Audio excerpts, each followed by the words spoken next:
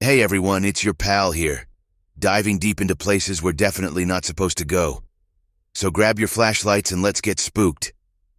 This all started as a dare, really. Ava, Tom, and I found ourselves outside the notorious Hawthorne Manor. You know, the kind of place where even ghosts would think twice before haunting.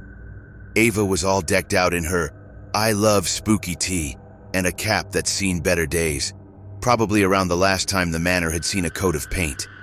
Tom, who insists he's only scared of tax season, was fumbling with a flashlight that flickered like a candle in a hurricane. And me? Well, I was just wondering if my last tetanus shot would hold up. We squeezed through this gnarly gap in the fence. Thank goodness I've been skipping those extra fries, and climbed through a broken window. Classic horror movie stuff, right? Except in the movies, they don't tell you about the cobwebs that feel like they're knitted by disgruntled spiders, or the sharp edges that snag your clothes with greedy fingers. Once inside, we stood in what used to be the foyer, a grand entrance now reduced to a stage for decay. The wallpaper, which I guessed started life as a regal red, hung in strips like the skin of a shedding python.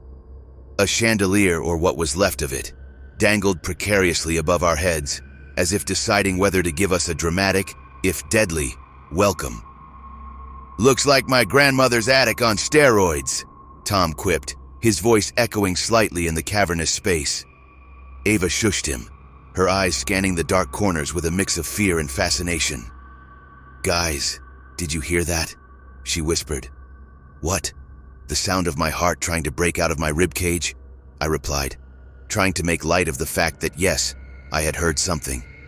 It was the kind of noise you might attribute to the house settling, if you were trying to convince yourself that you weren't about to be in a scene straight out of a slasher film.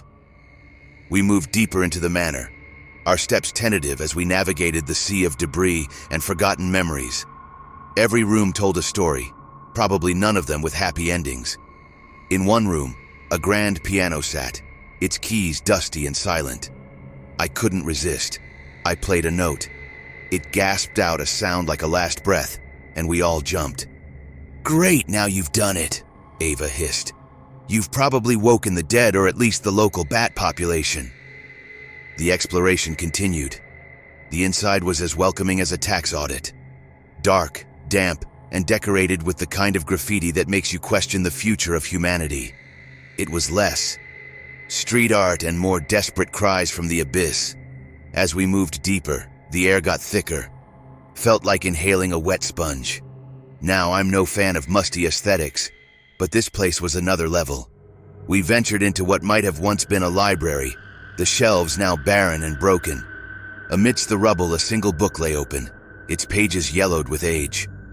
I read aloud the only legible line: "May this place forget the horrors it has seen." Spoiler alert, it hadn't.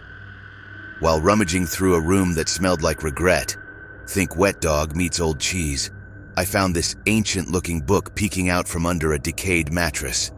It was covered in dust and mystery, the perfect combo for my curiosity. Curiosity killed the cat, but I figured I was at least 9 lives ahead, so I pocketed it. Every room added another layer to the oppressive feel of the manor. We wandered into what looked like an old ballroom, where shattered mirrors lined the walls, offering distorted reflections of our nervous faces. "Imagine the dances they had here," Ava said, a note of wistfulness in her voice. "Now it's just hosting a ghostly gala." We all laughed, but it was the kind of laugh that sticks in your throat, tinged with nervous energy. We were intruders in a place that hadn't welcomed guests in decades, and perhaps for good reason. But curiosity is a powerful motivator, and it pushed us onward, deeper into the shadows of Hawthorne Manor. The inside was as welcoming as a tax audit. Dark, damp, and decorated with the kind of graffiti that makes you question the future of humanity. It was less street art and more distress signals in spray paint. As we moved deeper, the air got thicker. Felt like inhaling a wet sponge. Now, I'm no fan of musty aesthetics, but this place was another level. Each step forward sent a symphony of creaks and groans through the floorboards, like the house was commenting on our weight in the most passive-aggressive manner possible. Ava had this brilliant idea of using her phone's flash to light up the darkness, but all it did was cast shadows that made it look like the walls were closing in on us. Not exactly a confidence booster. "Why does it smell like my brother's hockey bag in here?" Tom complained, pulling his shirt over his nose. I couldn't disagree. The stench was a potent cocktail of mold, decay, and forgotten dreams. We stumbled into what could only be described as the world's least inviting dining room. The table was set with a fine layer of dust and broken glass instead of china. A chandelier overhead was so entangled in cobwebs, it looked like it might just give up and fall on us at any moment for a dramatic exit. "Dinner party, anyone?" I joked, pulling out a chair that protested with a screech. It might have been regal once, but now it just looked like it was auditioning for a role in a haunted house. Ava dared me to sit, but I valued my life more than proving a point. As we continued our exploration, we came across a staircase that seemed as stable as my mental state in this manner. "Shall we?" Ava asked, her voice a mix of excitement and dread. With each step, the stairs creaked ominously, like an old man complaining about kids on his lawn. At the top, we found a hallway lined with doors. Each door promised, or threatened, new horrors, and I couldn't help but feel like a contestant on a game show from hell. Choosing a door at random, we pushed it open to reveal a room that had been an office in another life. Papers were strewn about like the aftermath of a ticker tape parade, and a desk sat in the center, its surface obscured by layers of dust and rat droppings. "Look, administrative hell," Tom quipped, rifling through the papers. Most were too faded to read, but one document proclaimed in bold letters, "Confidential." Too bad the ink was too faded to reveal the secrets it promised. While Tom played 20th century archaeologist, Ava and I ventured further down the hall. Each room we peeked into was like a snapshot of despair. One particularly memorable room looked like it had been a child's once. The wallpaper featuring cheerful clowns that now looked sinister in the dim light. The kind of place that would make a grown man sleep with a nightlight. Finally, we came across a bathroom that looked like it hadn't seen a scrub brush since the Reagan administration. The mirror was so speckled and fogged, it wouldn't have been out of place in a fortune-teller's parlor. "Mirror, mirror on the wall, why did we even come here at all?" I muttered, half expecting an answer. Pushing on, we found the kitchen, or what passed for one. The fridge, a rusted behemoth that looked like it had survived a couple of world wars, was an object of fascination for Tom. "Bet you $5 there's a body in there," he said, inching toward it with a mixture of eagerness and horror. The fridge's seal cracked as he opened it, releasing a smell so foul it was almost visible. "No body, just the remnants of what might have been food in a past life," he reported, recoiling. I couldn't decide which was worse, the smell or the disappointment in his voice. Just as we were about to call it quits on the kitchen, Ava shrieked. We spun around, expecting the worst, only to see her pointing at the floor. "Footprints," she gasped, "leading to that door." Sure enough, dusty prints marked a path to a small, unassuming door. What lay behind it was anyone's guess, but horror movie logic dictated we check it out. Opening the door revealed stairs leading down into darkness. Basement. Of course, I sighed. Why wouldn't there be a creepy basement? As we descended, the air grew colder and the smell of damp earth stronger. Our lights barely made a dent in the darkness. At the bottom, we stumbled upon what looked like an old medical fridge. It was filled with jars that had the clarity of a politician's promises. And man, did it stink when Tom, being Tom, accidentally knocked one over. It shattered, splashing him with stuff I swear was auditioning for a role in a zombie flick.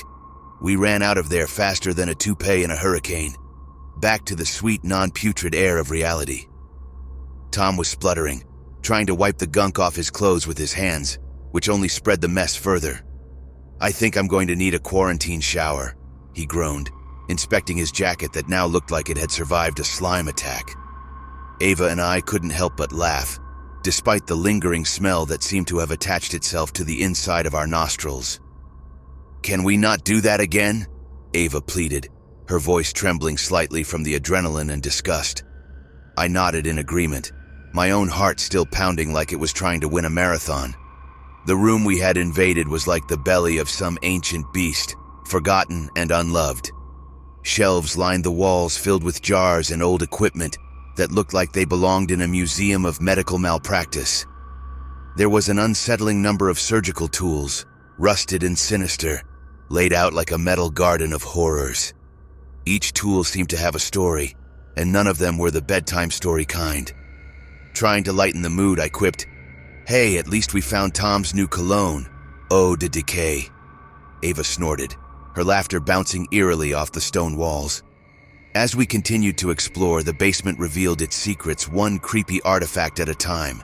There were files stacked haphazardly, their contents spilling out like the innards of a stuffed animal. Papers fluttered as we moved, stirred by our passage. Tom, still smelling like a swamp monster, picked up a file, squinting at the faded writing. "It's some old patient records," he said, his voice a mix of intrigue and revulsion. "Looks like they were studying the effects of isolation on the human psyche here." That explained the eerie loneliness that seemed to permeate the very air of the basement.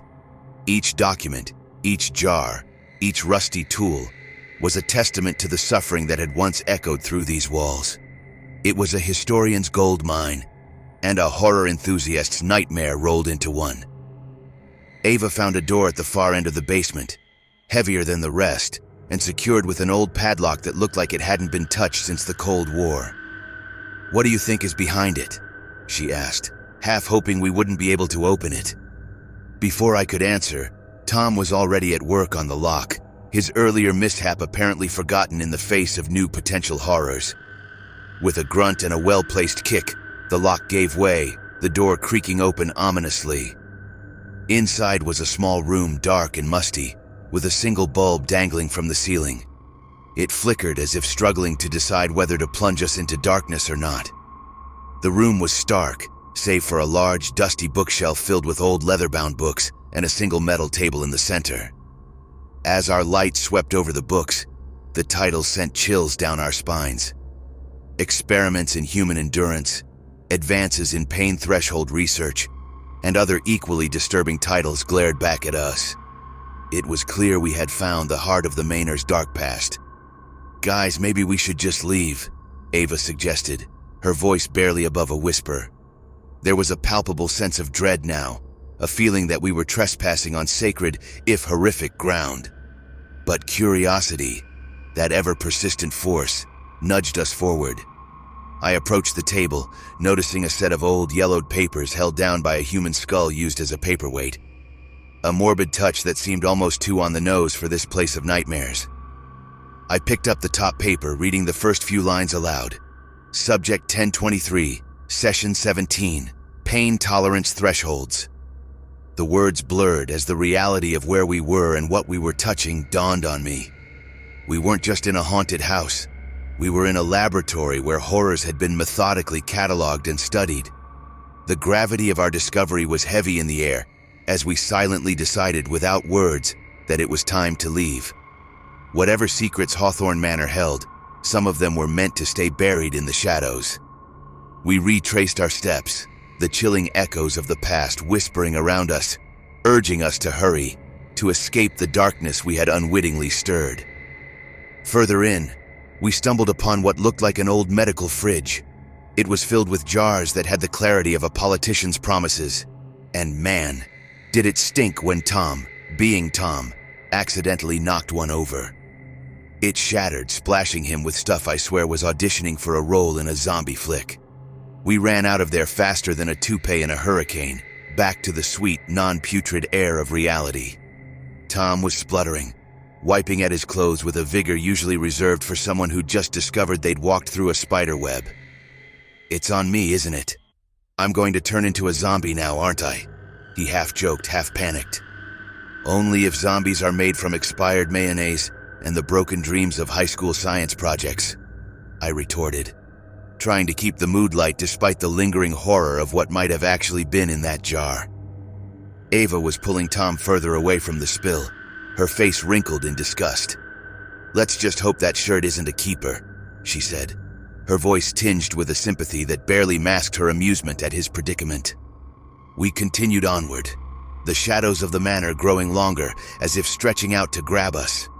The hallway led us to a series of rooms, each more decrepit than the last. One room, which must have served as some sort of office, had a desk piled high with paperwork, yellowed and curled at the edges. The chair behind it looked like it might crumble if a moth landed too hard. "Look at this," Ava called out, holding up a sheet of paper that looked like it was used as a makeshift journal. "It's dated 1987. Listen to this. Experiment 45B was initiated despite Dr. Harrow's objections. The subject showed no prior resistance, but succumbed to the treatment within hours." "Sounds like Dr. Harrow was the only one with a conscience," Tom chimed in, peering over her shoulder. "Or a stronger stomach," I added. The room felt colder, the weight of unspoken horrors seeming to seep from the very walls. Next, we found what looked like a break room, though any notion of relaxation was quickly dispelled by the sight of an ancient coffee pot, still harboring a petrified sludge that might once have been coffee but was now a solid artifact. "Vintage caffeine," I joked weakly, nudging the pot with the tip of my shoe. It didn't move, cemented to the countertop by decades of neglect. Our exploration led us down a narrow corridor, lined with more doors, each promising more secrets of the grim institution. We hesitated at each threshold, half expecting something to jump out at us, either a ghostly apparition or the remnants of experiments long since abandoned. The final room on the corridor was different. It was cleaner, almost sterile in appearance compared to the rest of the manor.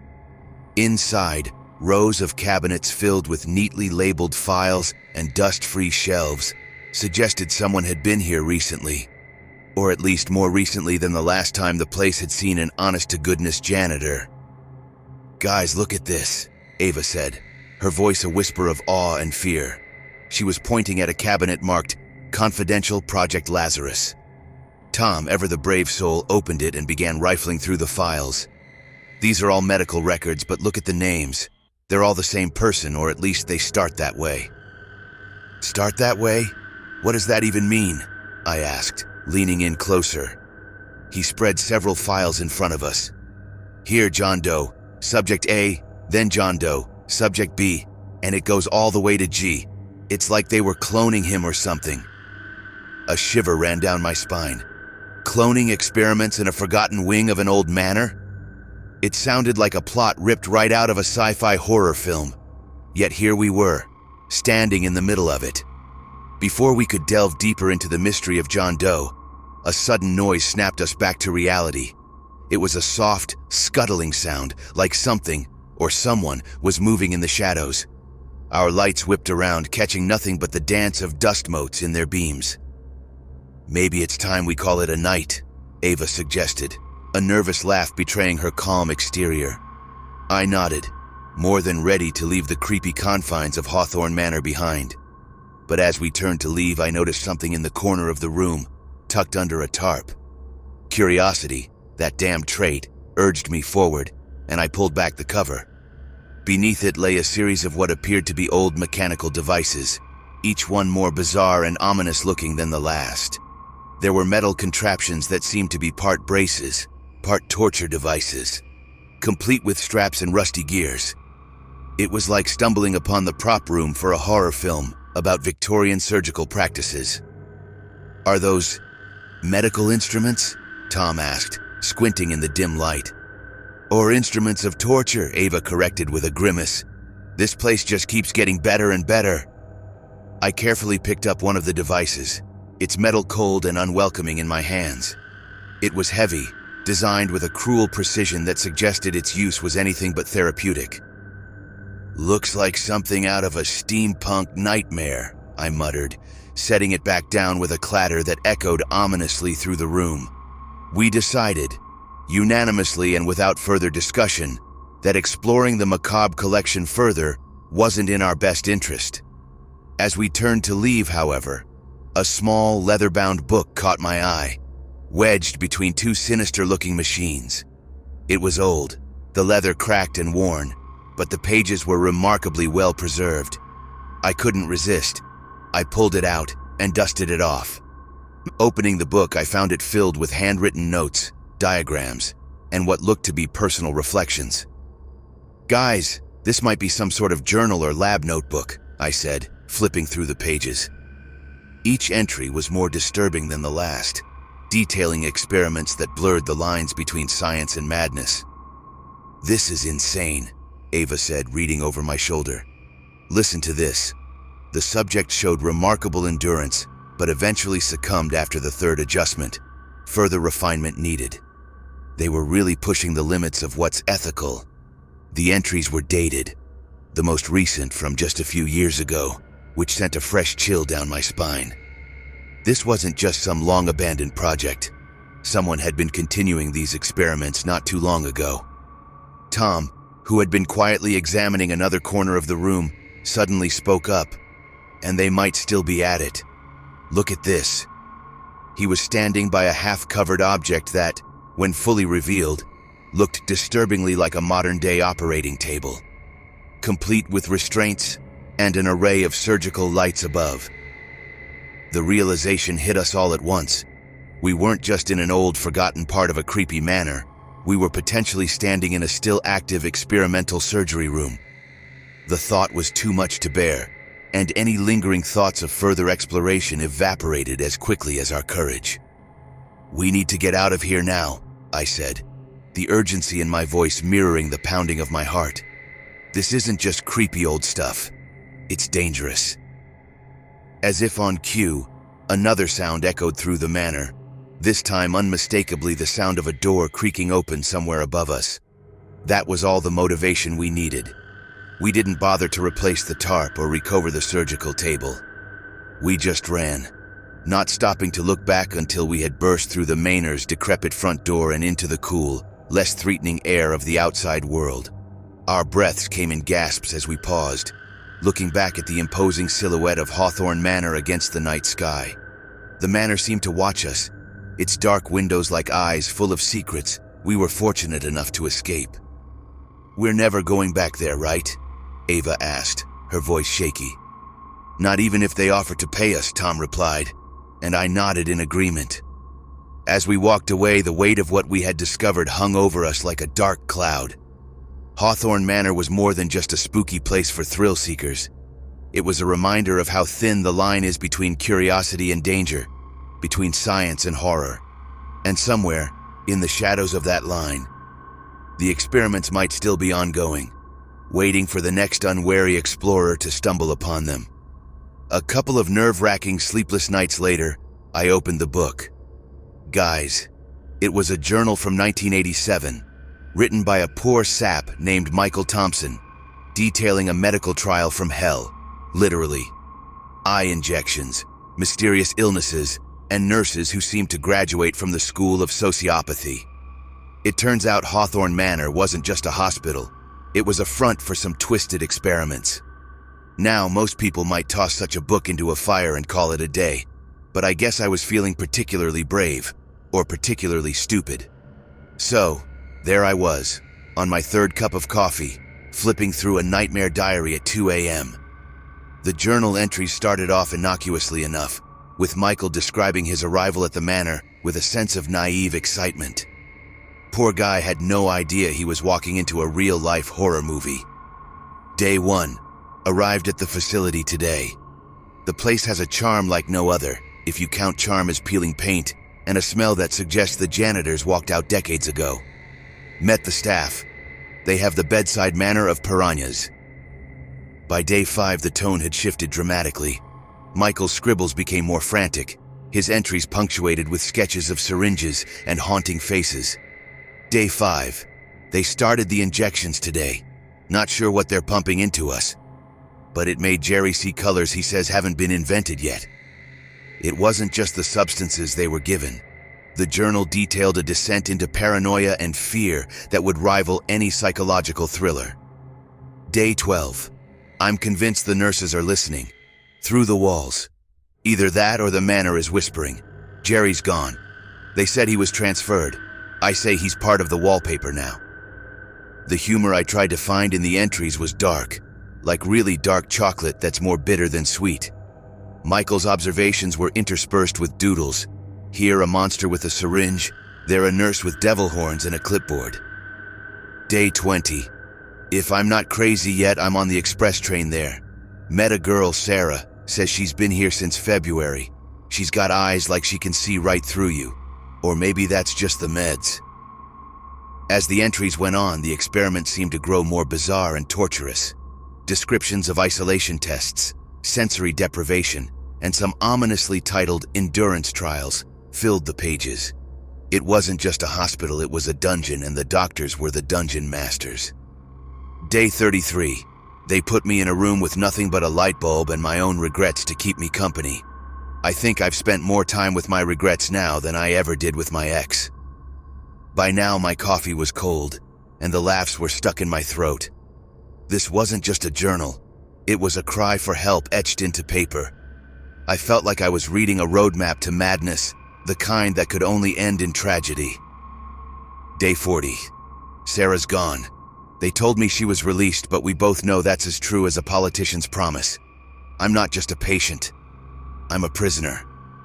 The final entries were desperate, scribbled with a shaky hand that barely managed to hold the pen. Michael's words were a mix of pleas and resigned acceptance. Day 47. If you're reading this, know that I didn't give up. I just ran out of fight. If there's any justice in the world, someone will find this journal and expose them. Closing the book, I felt a chill that wasn't due to the night air creeping through my window. Hawthorne Manor wasn't just a place of old horrors. It was a repository of ongoing nightmares. The weight of Michael's last words felt like a responsibility now resting on my shoulders. I had to tell someone. Anyone. My first thought was Tom. He'd know what to do. But when I tried to share this insane discovery with him, dude was MIA. Phones ringing into the void. Worried, Ava and I went to his house. And I'm telling you, nothing could have prepared us for what we found. No Tom, no family, just an open back door with a horror scene straight out of a butcher shop dream. It was like a family reunion, if your family was made up of mannequins from a horror show. The scene was set, the players were in place, and the game, it seemed, was just beginning. And here's the kicker. When I tried to share this insane discovery with Tom, dude was MIA. Phones ringing into the void. Worried, Ava and I went to his house. And I'm telling you, nothing could have prepared us for what we found. No Tom, no family.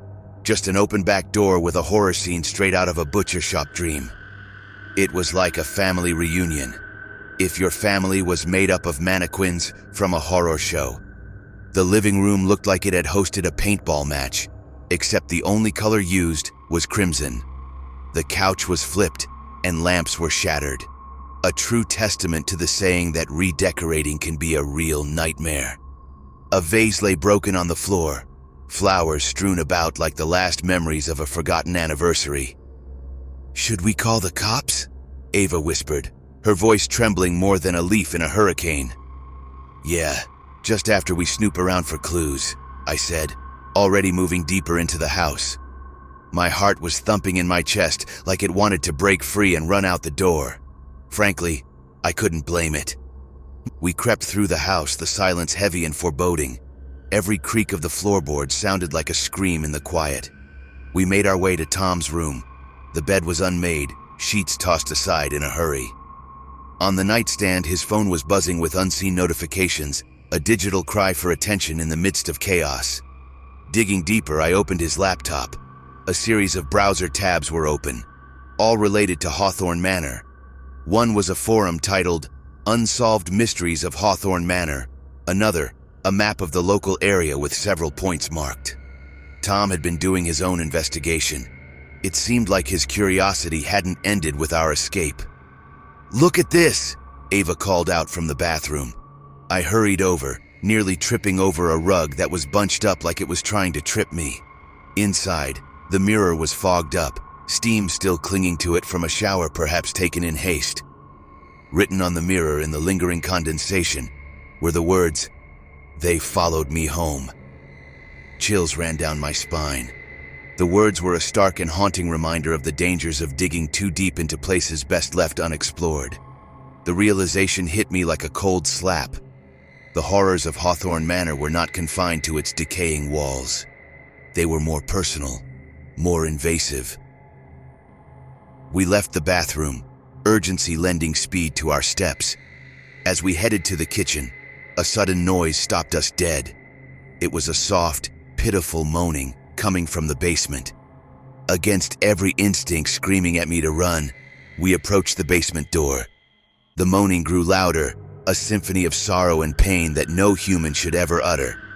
With a deep breath, I opened the door, the light from the kitchen casting long shadows down the staircase. The moaning stopped abruptly, as if whoever, or whatever, was making the noise had been waiting for an audience. We descended, each step creaky and protesting.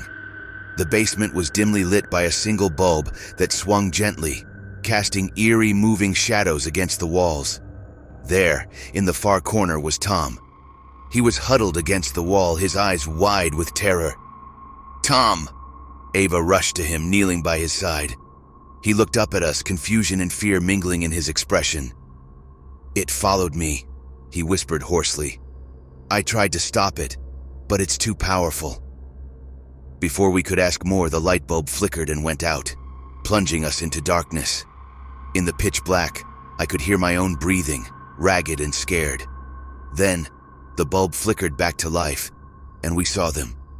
Shadows, darker than the darkness around them, shifting and undulating along the walls. Tom's research had stirred something that should have remained hidden. The manor wasn't just the site of forgotten horrors, it was a gateway, and we had unknowingly left the door wide open. "Let's get out of here," I said, my voice barely a whisper. We helped Tom up, and together, we made our way back upstairs, the weight of countless eyes watching us from the shadows. Outside, the night air had never felt so fresh, so alive. We piled into the car, the engine coming to life with a roar that was the most beautiful sound I'd ever heard. As we drove away, I looked back at the house.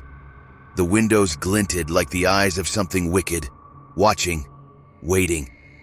Whatever we had unleashed was still there, lingering in the shadows of Tom's house, a silent sentinel to the chaos we had inadvertently invited. As the house faded into the distance, swallowed by the dark, I couldn't shake the feeling that this was far from over. The drive was silent, each of us lost in our own thoughts, the weight of the night's discoveries pressing down like a heavy fog. Ava kept glancing in the rearview mirror, as if expecting to see those dark shadows spilling out onto the road behind us.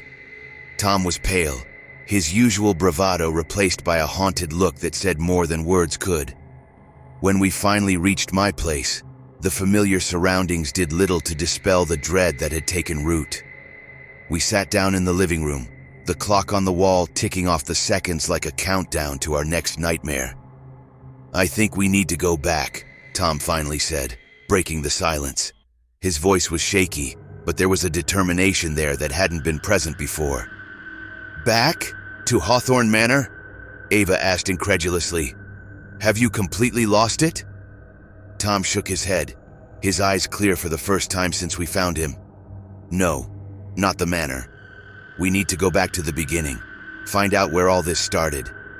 We've only seen the effects, not the cause. There's something at the manor, something that's still there, feeding on whatever it was that they started all those years ago." "And you think we can stop it?" I asked, skepticism threading through my voice. "We have to try," he replied. "Or else what? We wait for it to come knocking on our doors again?" He had a point. Ignorance might be bliss, but after tonight, ignorance was a luxury we could no longer afford. We needed answers, and unfortunately, they lay in the one place we all feared to return. So we made a plan. We would delve into the archives, speak to historians, maybe even track down former employees if any were willing to talk. We needed to understand the true nature of Hawthorne Manor, to find the kernel of truth hidden beneath decades of decay and horror. The next few days were a blur of activity. We scoured online databases, visited local libraries, and made calls to anyone who might know anything about the manor or its sinister past.